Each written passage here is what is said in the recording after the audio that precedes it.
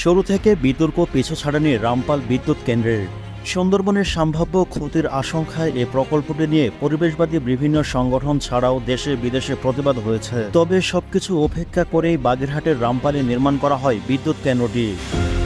2022 সালের ডিসেম্বরের প্রথম ইউনিটটি বাণিজ্যিকভাবে উৎপাদন শুরুর পর থেকে নানামুখী জটিলতার সম্মুখীন হয়।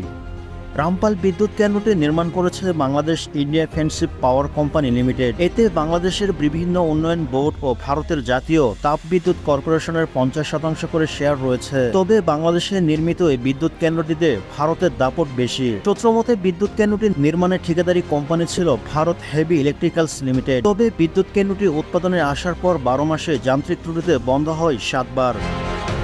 1234 মেগাওয়াট ক্ষমতা সম্পন্ন কয়লাচালিত এই কেন্দ্রের যন্ত্রপাতি মান নিয়ে প্রশ্ন তুলছেন বিশেষজ্ঞরা। বিদ্যুৎ কেন্দ্রটি নির্মাণে কঠিন শর্তে 12,800 কোটি টাকা ঋণ দিয়েছে ভারতের এক্সিম ব্যাংক, আর 1,600 কোটি টাকা করে ইকুইটি বিনিয়োগ করেছে পিডিপি ও এনটিপিসি। এই ইকুইটি বিনিয়োগের ওপর 18% হারে রিটার্ন অন ইনভেস্টমেন্ট দিচ্ছে বিআইএফএল পিএলসি। যদিও পায়রা বিদ্যুৎ কেন্দ্রের জন্য আরওয়াই নির্ধারণ করা হয়েছে 16%।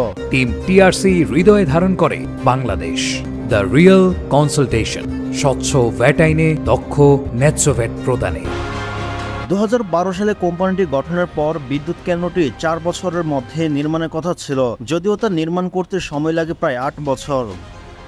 পুরো নির্মাণকালে 18% হারে আউটহাট নিয়েছে কোম্পানিটি। এছাড়া রামপাল বিদ্যুৎ কেন্দ্রের বিভিন্ন পর্যায়ে 14 প্রধান প্রকৌশলী নিয়োজিত রয়েছেন, যদিও পায়রা বিদ্যুৎ কেন্দ্রের প্রধান প্রকৌশলী মাত্র একজন। এদিকে রামপালে কর্মরত ভারতের প্রকৌশলীদের বেতন ভাতা অনেক বেশি ধরা হয়। এই বিদ্যুৎ কেন্দ্রে কর্মরত 55 ভারতীয় নাগরিক এনটিপিসি স্কেলে বেতন ভাতা পান, আর পিডিপির কর্মকর্তারা বাংলাদেশ সরকারের নির্ধারিত স্কেলে বেতন পান। অন্যদিকে পিডিপির এক বিশ্লেষণে দেখা যায় পায়রা বিদ্যুৎ কেন্দ্রের উৎপাদন সক্ষমতা 1244 মেগাওয়াট। পূর্ণ সক্ষমতার এই কেন্দ্রটি উৎপাদন করা হলেও মাসে প্রায় 77,19,02,000 ইউনিট বিদ্যুৎ পাওয়া যাবে। এজন্য ক্যাপাসিটি চার্জ দিতে হবে মাসে $3,25,00,000। অন্যদিকে রামপাল বিদ্যুৎ কেন্দ্রের উৎপাদন সক্ষমতা 1234 মেগাওয়াট। বিদ্যুৎ কেন্দ্রটিতে পূর্ণ সক্ষমতা উৎপাদন করা হলে মাসে প্রায় 76,56,97,000 ইউনিট বিদ্যুৎ পাওয়া যাবে।